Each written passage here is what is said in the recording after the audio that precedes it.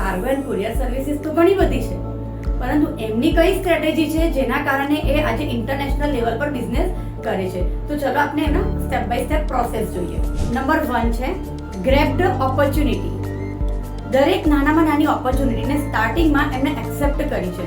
એમને સ્ટાર્ટિંગમાં એવું કોઈ પોતાનું લિમિટેશન નથી મૂકી કે હું મશીનરીઝનું જ એક્સપોર્ટ ઇમ્પોર્ટ કરીશ, હું ફૂડ પ્રોડક્ટનું જ કરીશ. જે પણ એમને તક મળી છે એ દરેક તકને એમને એક્સેપ્ટ કરી છે, અને આ એક રીઝન છે કે જેના લીધે એમના બિઝનેસનું જે રૂટીન સાયકલ હોય ને એ ક્યારેય પણ અટકતું નથી. તો number 1 is grab the opportunity. Number 2 perform his commitment. જ્યારે એમની પાસે કોઈ પણ વર્ક આવે છે તો એનું જે કમિટમેન્ટ હોય છે એ એની હાવ પોતે પર્સનલ ઇન્વોલ્વમેન્ટ લઈને પણ એને કમ્પ્લીટ કરે છે.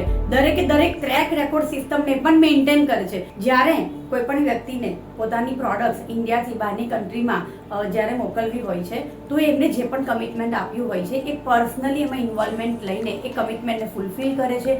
દરેકે દરેક ટ્રેક રેકોર્ડ સિસ્ટમને મેન્ટેન કરે છે.